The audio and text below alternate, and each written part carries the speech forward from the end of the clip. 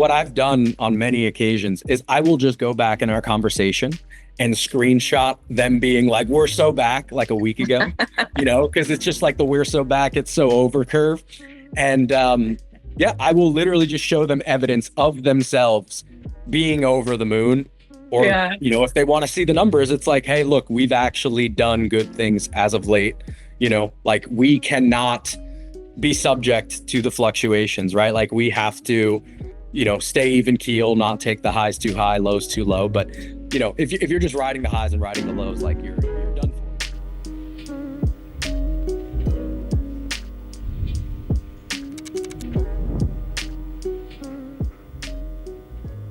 What's going on, everyone? Kristen Dunsmore here, and I am with Garrett Blevins, our CEO and founder of Evolve, and Zach Robinson from Data Driven Strength. And today we have a special guest. His name is Sean Noriega. He's kind of a big deal. He's a little old now, so maybe the young Gen Z may not remember him anymore. Oh my goodness. What an introduction there. We were just talking about how he feels old when he's at the gym with all the young lifters, and it's actually sad because I think we all really resonate with that feeling now.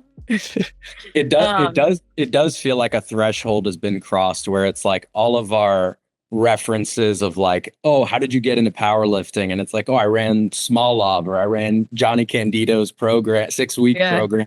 It's like that. The last generation to have done that is gone, and we're on into the new era now. So yeah. Yep. So I just have a few questions for you, and kind of one that I'm most curious about is, again, I don't think a lot of people know that you actually went to MIT. Mm-hmm. And one is, what did you go to school for? What was that like? And then what made you transition from, MIT to wanting to be a powerlifting coach full time? Mm-hmm.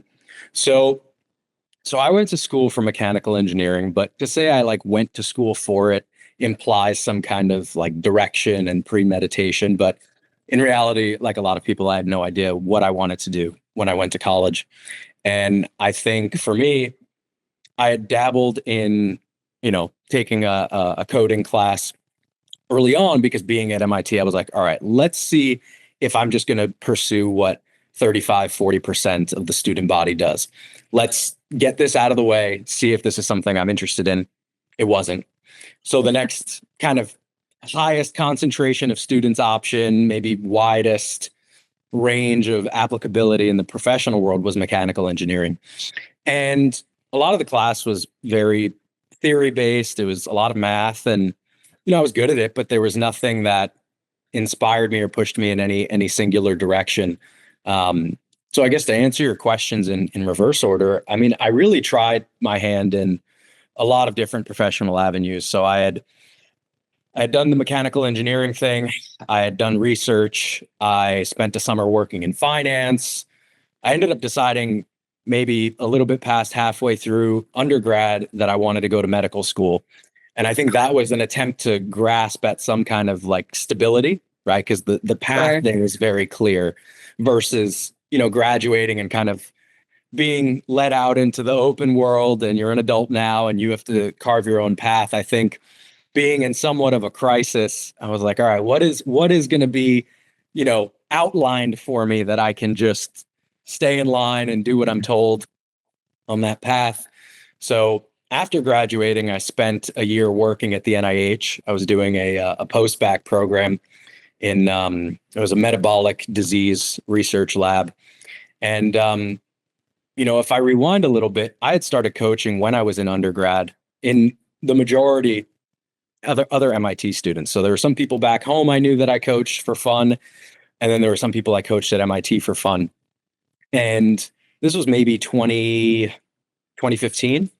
And, I was lucky enough to work with some very successful lifters early on. And, I was traveling. I met all of you guys. Well, maybe I hadn't met Zach, but I had met Garrett. I had met you, Kristen, all along that journey. And I got to travel for a lot of competitions, not just as an athlete, but to coach. And I think when I realized, especially when I was at the NIH, that, I'm using all of my time off from work to travel for competitions and then some. Luckily, I had a good relationship with my PI where I could be like, hey, I've gotten everything done. I kind of have to go coach at this meet that does extend into the weekdays. Like, is that cool? And he's like, yeah, you did all your work. Like, go ahead, have fun. Um, I was just kind of looking at the next really 5 to 10 year trajectory, basically like what is going to eat up my 20s and my early 30s. And I was like, okay, best case scenario, I don't have to pay for school, but I don't necessarily have an opportunity to make money. And the amount of time I was putting into my athletes and into my own training, I'm like, okay, my roster would probably shrink, my own lifting would suffer. And I think my perspective was just that if I'm going to be 35, haven't yet really made any real money, and have to give up what I love the most, it wouldn't be worth it to me. So I spent 1 year at the NIH rather than the 2 I was supposed to, leading into medical school. And yeah, honestly, COVID, I think, was the thing that, ironically for me, ended up working out in my favor, because even after having, you know, moved back home and kind of committed to coaching full time, I still had different things that I was considering doing. I was like, one foot in, one foot out. And then when COVID happened, everyone's creating their bunker gyms, all the inquiries start coming in. I'm like, all right, time to start a coaching team. And I guess since then, I haven't really looked back. So, Yeah, yeah, that was a bit of ramble there, but yeah. that's okay. We expect nothing less. Do you think that anything that you've learned during your time at MIT or NIH that you found that was applicable to powerlifting, or even just programming, any relevance there whatsoever? I can't say that there was like content I learned specifically, but what I would say is, I guess the cliche answer would be like the problem solving skills. But I think two things that I would say that helped were, from the athlete side of things, there were a lot of times in undergrad where you studied really hard, you go take the exam, you think you crushed it, and then you get the email that says, okay, here's the grade distribution. 20% of you guys got A's, 35% of you guys got B's, 18% got C, whatever it was. And you're like, oh, who's the idiot who got that? And then you go and check your grade and you're like, oh, wait, that was me. So I think being able to just roll with the punches has been particularly helpful in my athletic career, because I've had a lot of injuries. I've had a lot of big meets that did not go well. And I think if you're not predisposed to, kind of, taking it on the chin, you might be demoralized. You might decide to step away from the sport. So, I think that that's definitely helped. And then I just think like the general work ethic that you are kind of forced into by always feeling like if you're not ahead, you're behind when it comes to schoolwork. I think that's carried over into positive habits with coaching, because, I mean, let's be honest, there are probably a lot of people who do go into kind of an entrepreneurial or self-employed role, and it affords you a lot of opportunity because there's no ceiling, but it also can create a lot of complacency and a lot of comfort because you aren't reporting anybody. You're not at risk of getting fired in the strict sense where it's like, okay, I literally don't have a job. And we've seen a lot of people probably be more lax in how they carry themselves. So, I think the fact that you always felt like you were on the ropes in undergrad was definitely a good preparation for this space. So, yeah. Sure. Now, you said that you've dealt with injuries, like kind of meet performances that didn't go as planned. And I mean, obviously, I think we can all attest that we've been there at some point. And there's been at least multiple times in my training history where I was like, I am done.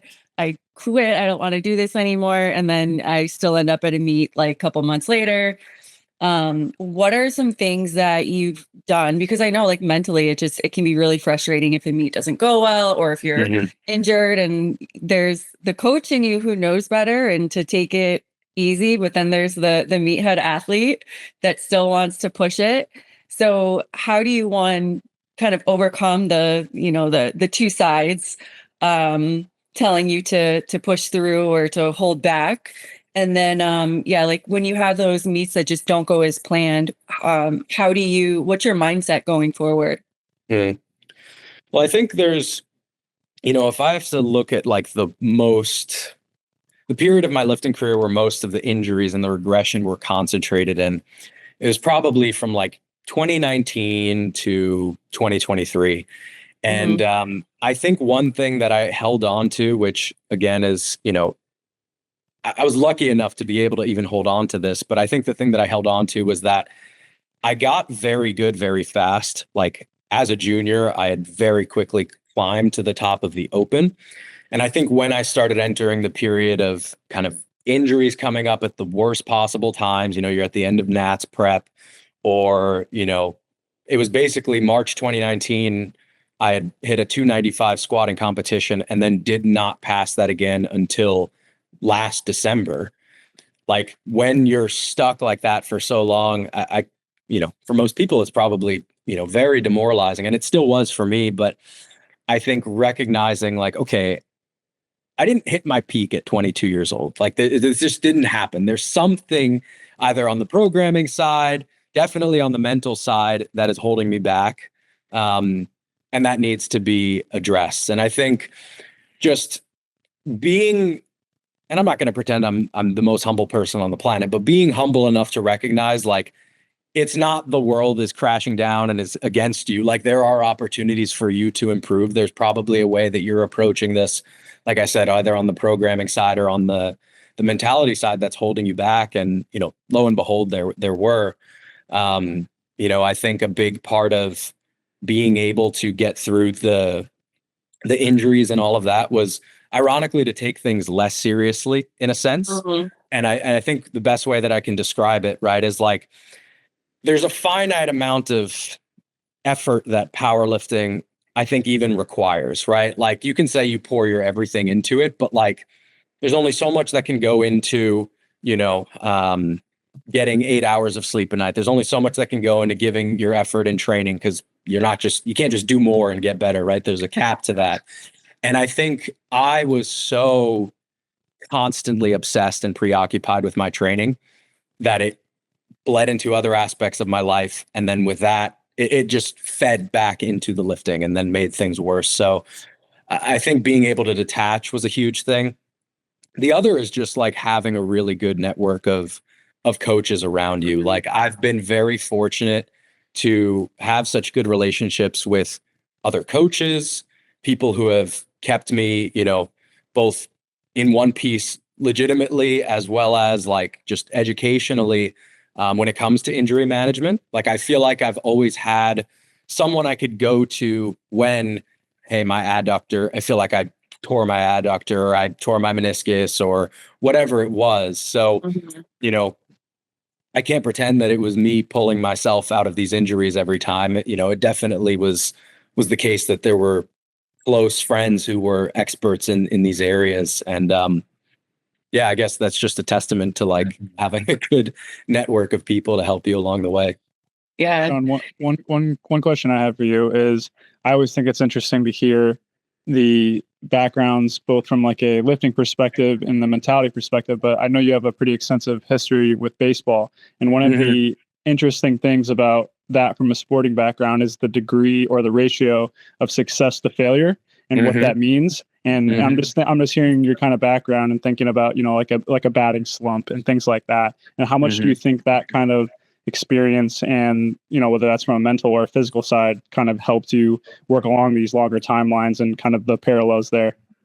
I I mean that's a fantastic question. I try like if nobody brings it up, I try not to go that I, far I, back I, in the I, I history. know, I know how it goes, but the parallels were just so, similar to me. Cause like that prolonged period of time with your squat, for example, to me, like I immediately was like, that's a slump. Right. Yep. And you start, the yips or whatever, the kind of the things you can think Yep. about from a baseball perspective. And I was just seeing a lot of parallels there. So from the mentality aspect, I'm just curious how much you think that translates or has contributed to your ability to stay in it and come out the other side. I would probably say that my upbringing had the biggest impact because I played baseball for 14 years. You could not get me off the baseball field if you tried. Like the only thing that did was arm injuries. I had a couple of those, unfortunately. And yeah, I mean, you at the plate, you fail more than you succeed, even when you're good. And I was lucky to have very good coaches growing up. I played a lot of travel baseball with some very intense coaches, but at the same time, you know, they understood the nature of the game, right? So it's like, sure, you're going to get chewed out for making mistakes, like you're going to get yelled at, and there's a high standard that you're held to. But at the same time, it is a game of failure, and they really reinforce just having this kind of short-term memory, long-term outlook, I think is the best way to describe it. And yeah, I mean, I remember very many seasons where you spend the entire winter in the batting cage, you're, cleaning up your swing, you feel like you've got everything nailed, and then you come out for the first several games of the season and you're like 1 for 13 and you're like, okay, what's going on here? So yeah, I think I definitely learned from an early age, which is probably what makes most things stick, that you can do everything right and just fail, majestically. It happens. So Yeah, the thing that's so interesting about that to me is like just the way that the life cycle of an athlete in powerlifting, it has changed, and I feel like those robust backgrounds in other athletics and things like that, I feel like are just becoming less and less common, which is like the double-edged sword, right? I think you can get people with, people sometimes kind of talk down about like hyper specialization. I think there's a degree to that, which is true, but also at the same time, you're able to accelerate very quickly. But it's the longevity of that and kind of dealing with the situations you're dealing with that I'm curious to see how this new age of lifters that have been able just to accelerate so quickly, what is the ability to kind of reach that second level of your career, and how does that all change based on the background and the way you've kind of been brought up in the sport? I just think it's such an interesting psychological, physical, all of those things kind of combined. yeah.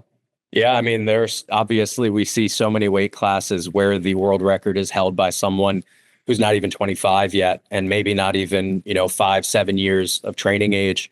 And I'm sure it is going to be difficult to stay in it. We'll probably see a lot of like, burning bright, but burning out fast, because they probably got into lifting at a time in their life where they took nothing seriously. Yep. And then like the thing that they now take seriously is like, wow, this is amazing. I can just PR indefinitely. This is the Yep. coolest thing ever. So I have to imagine that once that slows down, it's just a completely foreign feeling. You probably feel like there's something wrong with you, or like maybe this isn't for me. One of the things that I find myself having to talk with way more athletes these days who are more like, I'll give you an example. There's an athlete I work with. He's probably the longest athlete I've ever worked with. He is maybe, and I don't mean this in a bad way, we're just talking purely numbers. He's probably the weakest lifter on my roster, but he's an older guy and he just does this for the love of the game, he loves pushing the rock up the mountain. Like that's just the kind of person he is. And I work with and have worked with lifters who are far more talented, have seen far less regression, far fewer unfortunate events, who just don't have the ability to, move past it. I've had a lot of lifters who just lose the spark, don't have the passion, whatever word you want to put in there for, oh, this doesn't give me that same dopamine hit anymore, therefore it's broken. Yeah, I could say it's a shame. There are definitely some lifters that you're like, okay, you could have been, something really special in the sport. But I mean, there are some people who just don't have that desire, and that's, it is what it is. Part of reality. Yeah. Yeah. Sean, you mentioned that you got strong really fast. When did you first start using and training with barbells seriously? I assume that wasn't a huge part of your baseball. And then how fast did it take, or did you take to get to like 95% of your like all-time best total? So I had started training with barbells like going into my senior year, probably like late junior year of high school, early senior year of high school. And you're right. I mean, it wasn't necessarily part of like the baseball strength and conditioning, but at that time, every kid you went to high school with was into bodybuilding. Everyone was following, the Jay Cutler, Ronnie Coleman, whatever was in the Muscle and Fitness magazine. Everyone just wanted to be strong. So I think because I was one of the stronger guys that I played baseball with, I naturally gravitated toward that, right? It was almost like there was like this a forbidden fruit in the strength and conditioning room that we had for our baseball facility, because it was like, you have 40 yards of turf in front of you, you have the sleds, you have the ropes, you have the medicine balls, and then like to your left is this like dimly lit weightlifting section that we don't really use for our baseball training very much. And you're like, I kind of want to see what I can squat. I want to see what I can trap bar deadlift. And, that was it. The transition was very smooth, where it was like, okay, I'll start lifting for baseball. Okay, I'm going to lift more and practice baseball less. Okay, I'm going to quit my first season of college baseball to compete in powerlifting. So I would say I started taking powerlifting seriously as a sport my freshman year of college. So about a year and a half after that. And I hit my first, I guess if we want to say like 90%, I hit my first 800 kilo total in 2019. So it was about, 4 years, I would say, from like starting powerlifting to hitting an 800 kilo total, which at the time, I think it was John Hack, Brett Gibbs, Russell Orhe. They were the only three who had done it.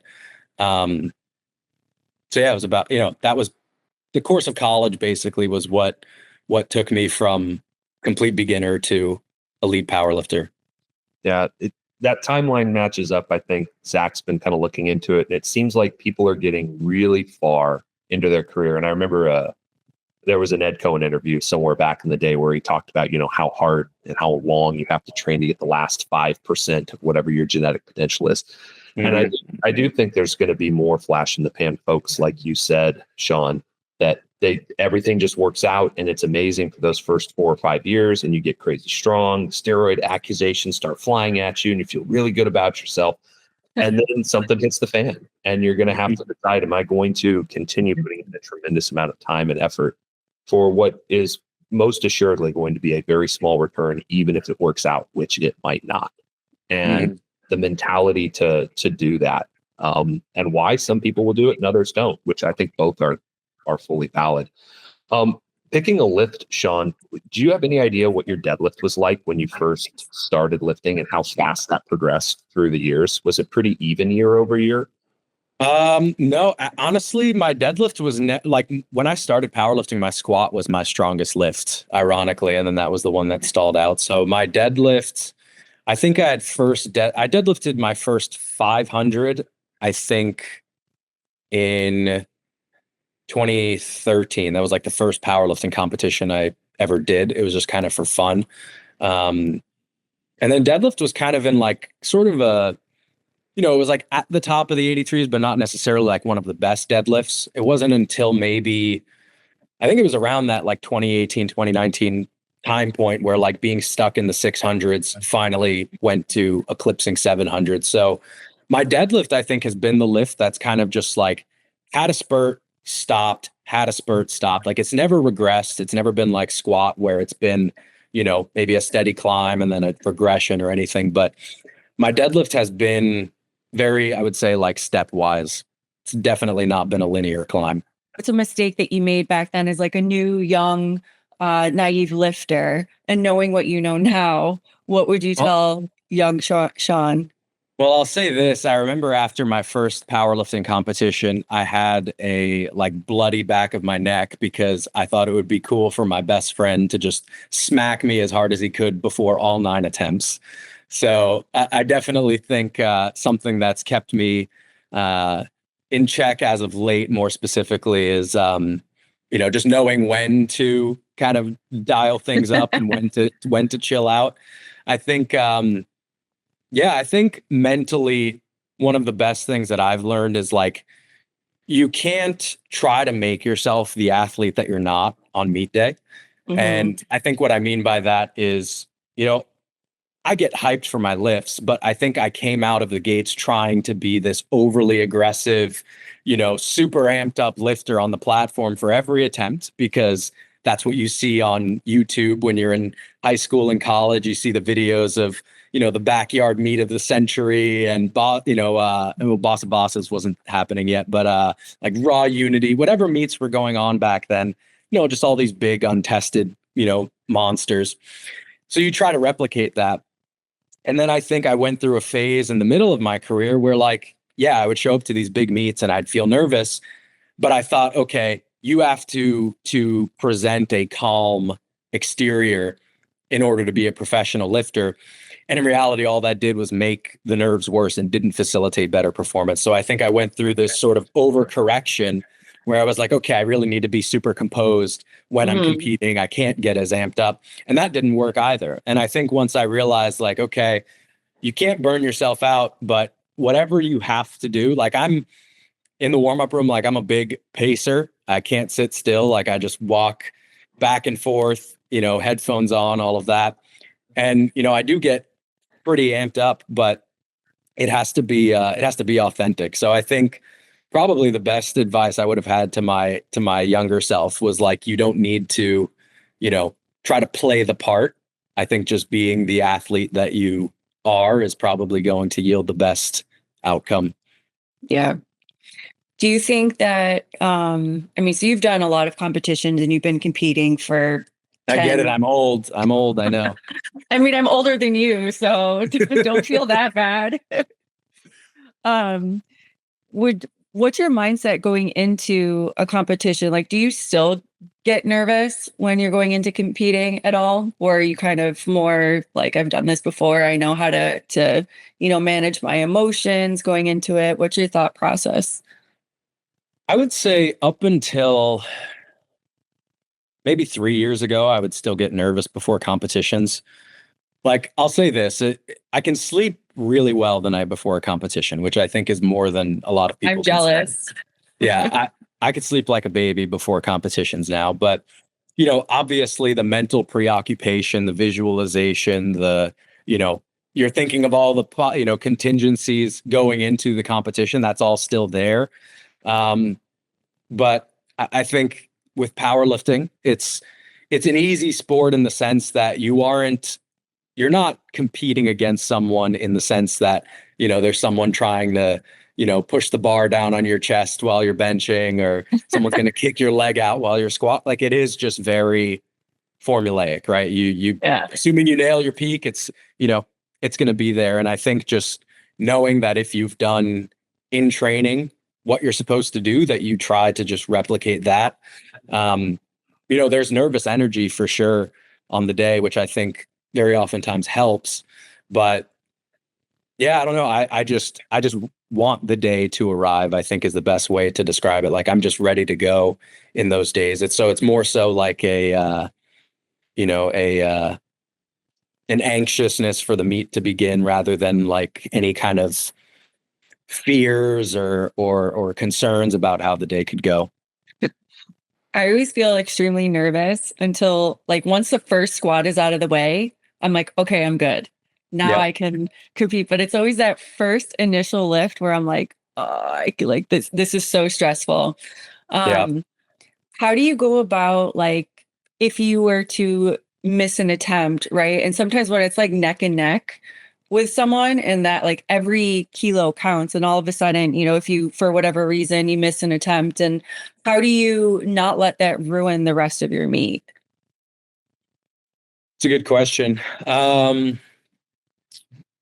Yeah, I mean, that's tough. I've definitely missed several like opening squats or even second squats and come back and gotten the third. Like, I think it's rare that I've, missed an attempt and then come back and miss the next one. I think I've often found that if I've missed an attempt, like there was a lack of focus or a lack of execution. I've been lucky enough with just coaching that it's rarely been the case that you come out for an attempt and you're like, oh wow, that should have moved and it just didn't, purely out of strength. But it is tough. I won't lie that, I won't pretend that I haven't struggled with that. I think one of the issues I've had before, let's say I miss a third squat and do feel like I'm kind of out of the meet. I think what ends up happening is I immediately go to the lifting cast. Like the board's always there in the warm up, right? And when you're in your flow state, you're on. It's only been good things so far. You just keep moving. And then the second you miss that attempt, you go and look at the lifting cast and you're like, okay, I need to hit this on bench in order to stay in. I need to hit this on deadlift. And yeah, I mean, at that point, I think I don't know. For me, it's been over by that point, unfortunately. But yeah, I don't know. I mean, I wish I could give you a good answer. or an honest answer, because I've never missed an attempt and then come back and won. So I can't speak from like firsthand experience, like, oh yeah, this is how I overcame that. And we were all good. What about like an athlete? Is there an athlete that you coached who maybe, missed something silly on their first attempt, and then all of a sudden they came up and had, the meet of their life, or they had a really great meet? If that's the case, is there anyone that you've like, what's your mentality in that situation when you're telling them to, like, this isn't the end, let's focus? Do you have anything that you would like recommend to them? Yeah, I think from the coaching side, similar to what I was saying about what I learned about athlete temperament on the day, I think from the coaching side, you just have to be the coach that the athlete needs on the day. There are some lifters who kind of retreat into their own head, and they start thinking about all the technicalities and what they can do. And, there becomes this sort of hyper analytical critique of their lift where they're like, okay, next time I go out, I need to do this, this, and this. And it becomes this sort of overload. And I think being able to simplify things for them, right? Like you get them to stop thinking and just say, like, here's the one simple thing you need to think about. And then you let them direct all of that neuroticism toward one thing that yields a positive result. If someone is like dejected and they need to get hyped back up and amped up through, confidence speak and sort of encouragement, right? That's obviously what you would want to do. But yeah, I think what I've been able to do on the coaching side is just recognizing like, okay, where are they going right now? What is the mental space that they're going into? And how can I give them the like inverse of that? I think would be the best way to word it. Yeah. Do you like, I really like that you mentioned, like different athletes have very different personalities. And you kind of have to, depending on the athlete, maybe you go about the approach a little bit differently. And say you have an athlete who's like overly analytic, just, like anything and everything. If they have one bad session, it's the end of the world. How do you go about basically athlete buy-in? And then if they're stalling or a plateau, how do you approach them to tell them to, it's okay, this happens, it's the normal part? Yeah. So I think I think those are two different questions. So the first one, I would say, like, there are a lot of athletes, and I'm sure you guys have talked about this with your athletes or talked about this in general, but like, there are a lot of athletes who zoom way in, right? And they put the blinders up to like maybe the last 4 weeks of PRs or positive training. And then this thing becomes the focal point. So what I've done on many occasions is I will just go back in our conversation and screenshot them being like, we're so back, like a week ago, because it's just like the we're so back, it's so over curve. And I will literally just show them evidence of themselves being over the moon. Or, if they want to see the numbers, it's like, hey, look, we've actually done good things as of late. Like we cannot be subject to the fluctuations, right? Like we have to, stay even keel, not take the highs too high, lows too low. But, if you're just riding the highs and riding the lows, like you're done for, right? Nobody is going to succeed in their career that way. So I like to point them directly to their own, here, was this you type thing.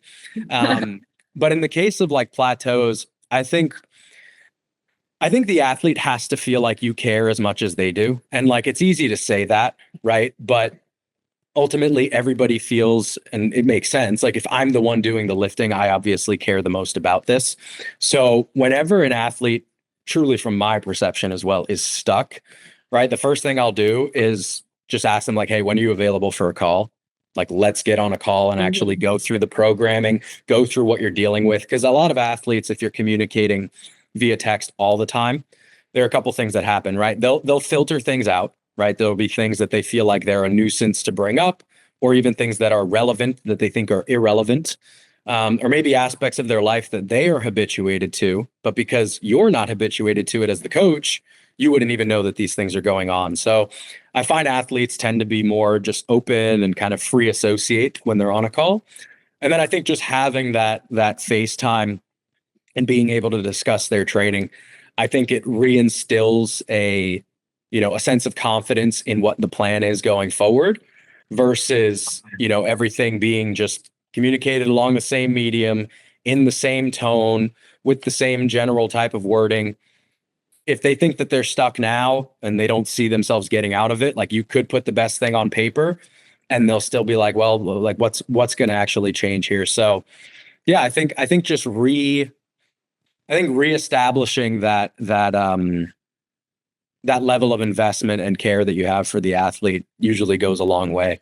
Yeah, I think those two things for sure. One follow-up on that, Sean, is obviously you've clearly dealt with the plateaus, both from a coaching perspective, but also from an athlete perspective, like we talked about.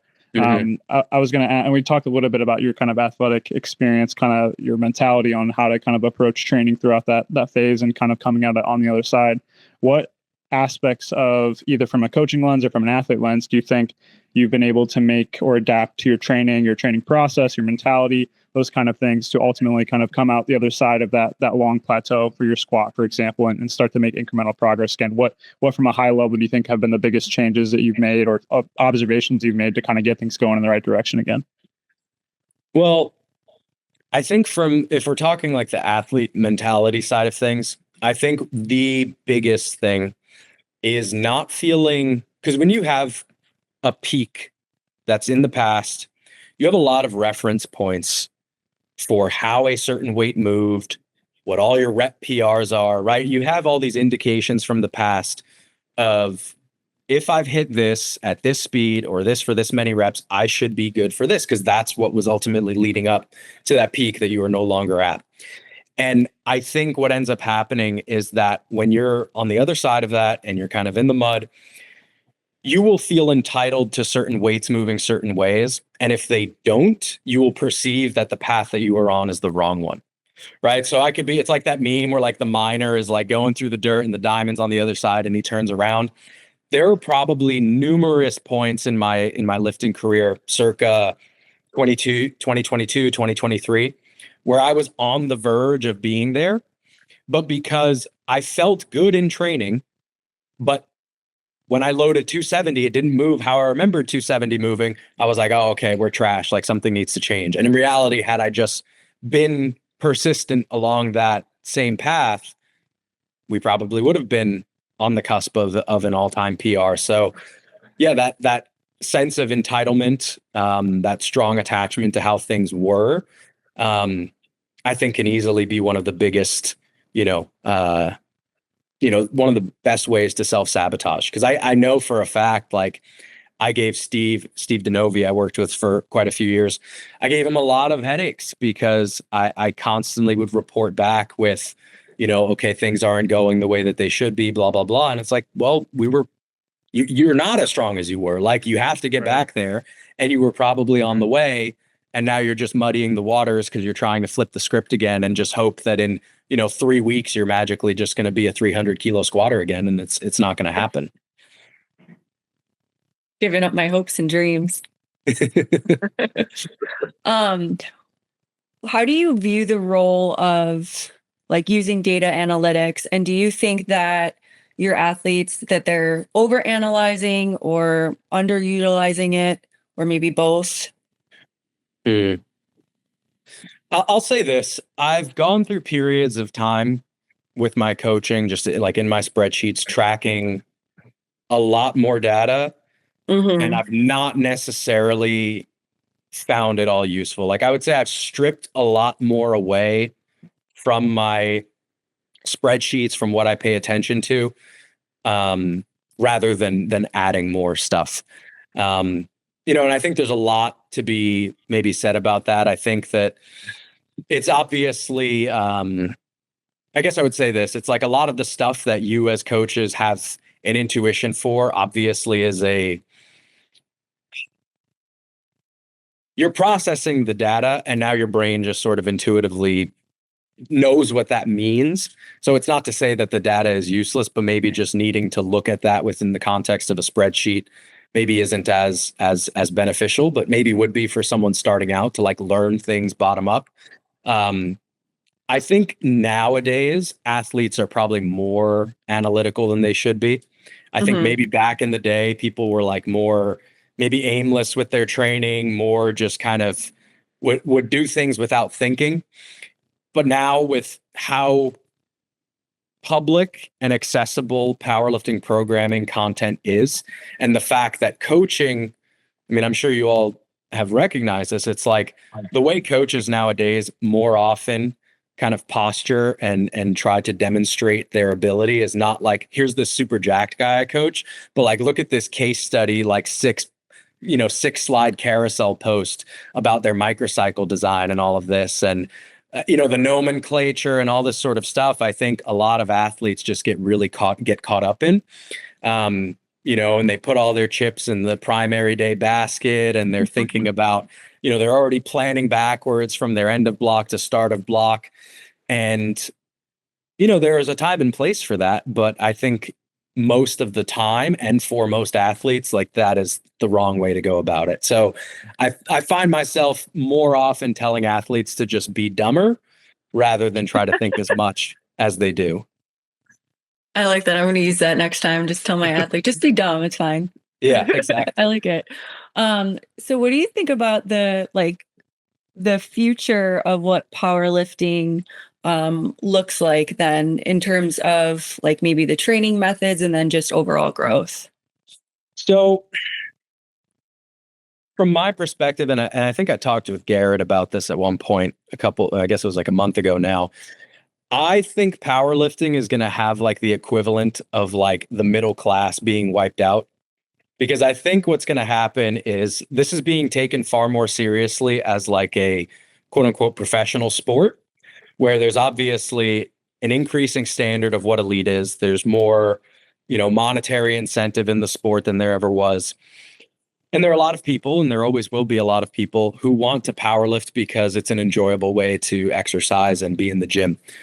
But I think that the grouping of people, if you just think about going to Raw Nationals every year and you see your, 500 closest friends, it's The best part. exactly. And it is the best part. It's great. But I think that cohort of people are probably not going to spend the time in powerlifting that they once would, because you picture your, a 25-year-old guy, or maybe even younger, right? They get into powerlifting, they have inspirations on social media, they have this friend group, and they're like, okay, I'm going to dedicate the next 5 years of my life to training 5 days a week, dialing in my diet, because I really want to squat 500 pounds and I really want to deadlift 600 pounds. And like, those might not be the best numbers in the world, but they're impressive numbers for me. I think the standard is elevating enough that people will feel like they are wasting their time. Like, I think there are a lot of people who are like, I'm missing family vacations, I'm not eating on the holidays, my knees hurt all the time. Like, why do I care about squatting 500 pounds? I'm 220 pounds, and now we have, 63 and 69 kilo female athletes doing this. Like, this isn't for me, right? Let me just go take up high rocks or running or something. So I think that we are going to see fewer people competing in the sport, maybe as like a fad, as it once was. We'll continue to see the sport on the top end grow.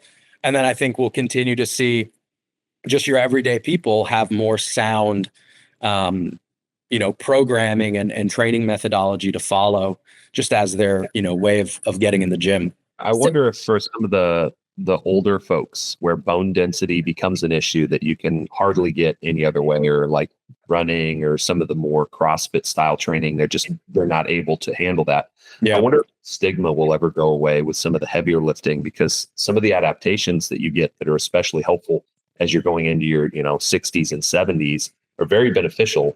But it's still like, man, don't train heavy if you're old, for a variety of reasons, many of which are still good reasons. Yeah. But I have two family members that have bone density issues, and it's awful to watch somebody with those, and they're just dying slowly.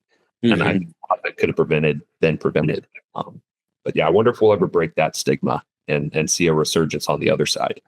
I mean, I feel like, so I have a buddy of mine who, not to get into his business ventures and fitness or anything, but we've kind of sent back and forth a couple times just like mainstream news outlets publishing, just editorials or, reviewing a study that says like, oh, like if you're old, like actually strength training will be good for you. And they have like the citation of, I forget what the exact thing is, but like they measure like the rate at which you can like stand up out of a chair or something as like a proxy for long-term health or something. So like I do hope that it does. And I'm sure we know that we've come a long way. Like one of the best ways I think you can see this demonstrated is like just go to a European country. Like when you go on vacation and you step into one of their gyms and see what the average person is doing versus the average gym in America. Like I do think that we are seeing a progression in a positive progression, but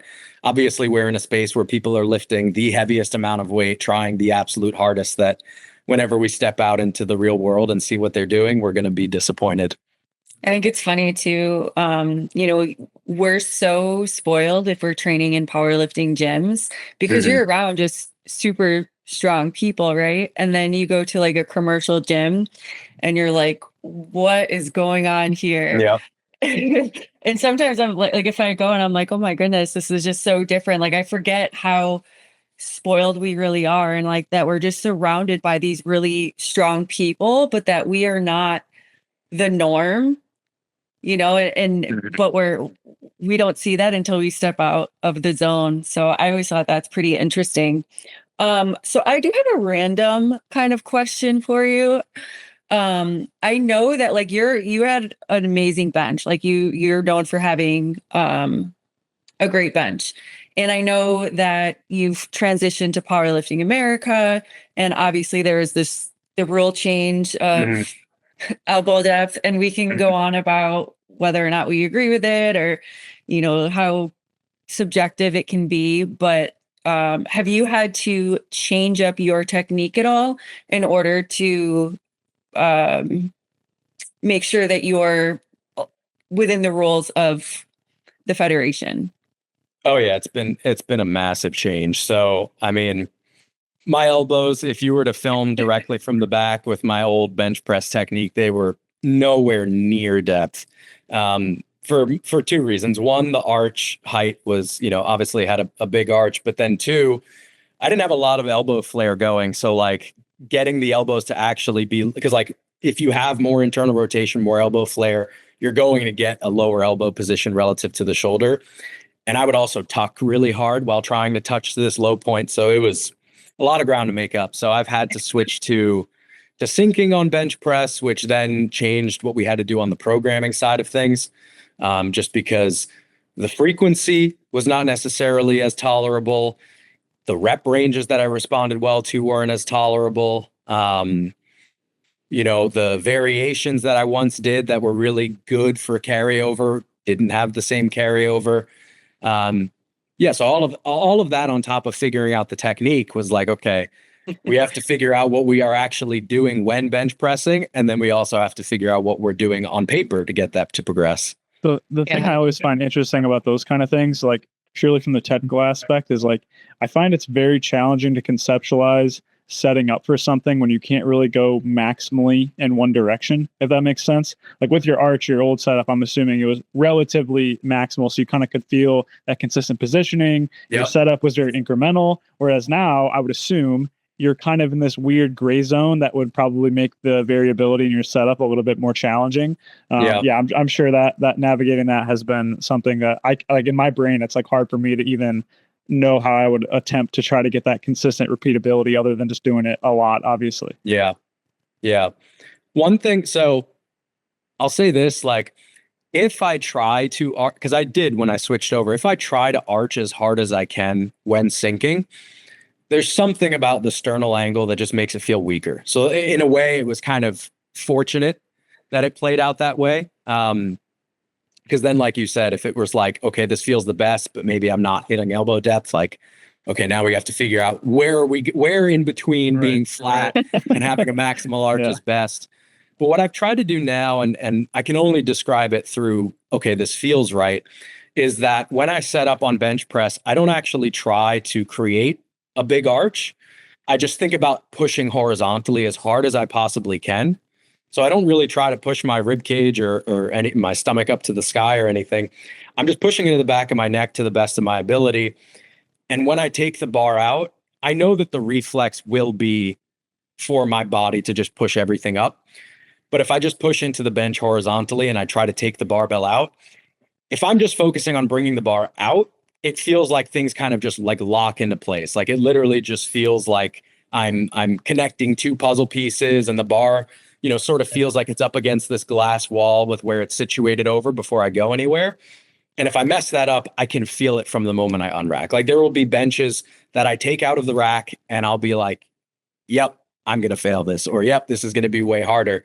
And then when I do it right, it feels like, yep, this is locked into place. The touch is going to be good. Like, we'll be good to go. I just looked on your open powerlifting, and I think this is good that you comparing, since you did the transition to PA, and your bench hasn't really gone down since, if at all. So I think that's really good for I would gladly take those 8 kilos back, Chris. I would do a lot of things for those 8 kilos back, but yeah. It'll come. But I think, I mean, all things considered, I think you've maintained it, and I obviously, like, when you're changing up your position, it's a huge change. But I think, you could have, been really pissed off and complained about it, but you're like, all right, this is what it is. Like, I want to compete in this federation, so these are the rules, and I'm just gonna, I'm gonna do it. And I think that's good, especially, for other lifters who are probably in a similar situation, and knowing that, switching up some of their technique maybe temporarily might, cause some reduction in your, well, at least strength in that specific position. But that just by training it, you're going to, get stronger. So I think that's really cool. Now, just to kind of finish up here, I just have my one question would be, if you weren't powerlifting or a coach, what do you think that you would be doing now? Do you think you'd still be, kind of more in like the mechanical engineering space, working at the NIH? That's quite a question. Well, I would say this: if I couldn't possibly pinpoint what I would have been doing all these years, but if I couldn't powerlift now and I couldn't coach anymore, I would probably go into, I'd probably go get a theology degree and try to become a professor. I think that's what I think I've always, I think in essence, what's driven my coaching passion is just the passion of teaching. And I think that's probably the area of life, of science that I'm most passionate about now. And yeah, probably something along those lines. That's super cool. I always like asking that question because I feel like it's it's just like a way to like get to know the person outside of just Sean, the strong power lifter and the strong old power lifter.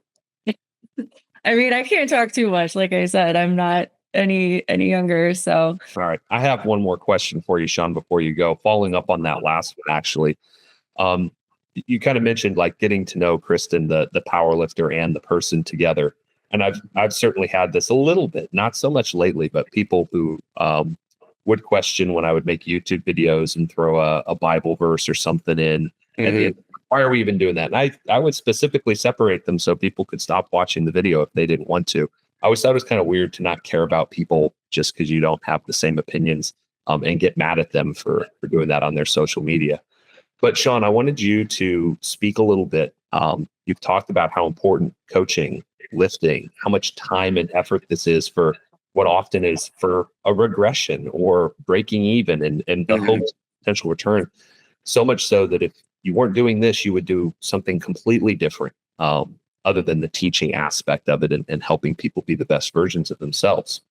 So can you talk to me a little bit about how coaching and powerlifting in this pursuit ties together with your understanding of your faith and who you are as a person, in your totality, not just in lifting? Yeah, no, absolutely. I mean, there's a lot of different ways that you can take this conversation, but what I will say is like, I I owe everything in my life that I've had up to this point to God and to Jesus Christ. And, it would be, there's plenty of points in scripture where you're being told that, or people are being admonished for worshiping the creation rather than the creator, right? The irony of that and the misguided placement of their worship. And I've spent a lot of periods in my life maybe making an idol out of the things that I did or the things that I've achieved. And I think the best way that I can describe everything I'm doing now is like, God wants you to fulfill your state in life, right? Like obviously God has a will for you in your life, but fulfilling your duties and your obligations are a big part of that. And I think just continuing to do my work honestly, to continue to pursue this sport with, perseverance, to win and lose with grace, I think is what I'm called to do. And, at this point in time, and I think anybody else is called to do the same in their respective, areas that they, to what they, to the areas that they dedicate themselves to. And if a time does come where I'm meant to do something else, I need to be willing to, forego the attachment that I have to these things. And, like I said, it's worked out for the better for my lifting. Obviously, it would be totally fine if, pursuing God meant that my lifting went for the worse. But the fact that I've been able to detach has gone better for my lifting, for my coaching, for my life as a whole. And that's, I think, what we are all asked to do, right? Is to detach from the things that we, pursue in life rather than be attached to created things. So For sure. Yeah, I think that makes sense. You had said that earlier about, taking things a little less seriously or being a dumber athlete. And I think some of that in another way, as you kind of articulate from a theological perspective, if you make something an idol, you think about it all the time, you focus on it solely, and it becomes so hyper focused, it might actually work against you when we treat lifting that way. Whereas if we can keep things in their proper proportion, if we can remember that, hey, your kids matter, or family, or outside of lifting are important as well. And you don't have to sacrifice all of those to get your 8 kilos back on your bench, or like you can let it ride, and that actually may benefit you in being able to stay with the sport and not feel like quitting, and also not change direction every 6 weeks because you can't get through 2 4-week blocks without questioning all of it. And so it can all kind of work together in an interesting synergy. Yep. Awesome. Well, as Kristen was saying, thank you very much for coming on and talking to us. I'd love to do this again and just dig into some more topics. I know I had probably 100 questions I didn't ask that were around in the background. So we'd love to have you on to talk some more. Thanks, Zach and Kristen, for jumping in. Sean, if you wanted to send us out, if you have any parting words to the audience, any final word of advice, you can send us out. I feel like a second grade teacher here. It's like, listen to your coaches, eat your vegetables, get 8 hours of sleep. But no, I mean, seriously, like Heard it here first.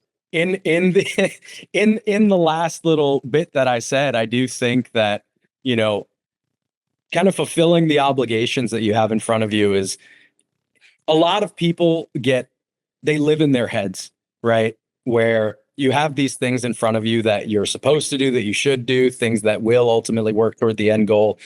And they live in this sort of fabricated reality in their heads of how things should go, and, things that they're worried about. And, this applies to lifting, this applies to anything. It's like, just, tie one shoe at a time, 1 foot in front of the other, I guess would be the best way to close it out. Sure. Yep. Awesome. Over goal. Do the work you can do today. So, Yep. All right. Well, thanks so much, Sean. It's great to talk to you. Appreciate it. Yeah. Great talking to all of you guys. Good meeting you, Sean. Very nice meeting you, Zach. Take care, guys. See ya.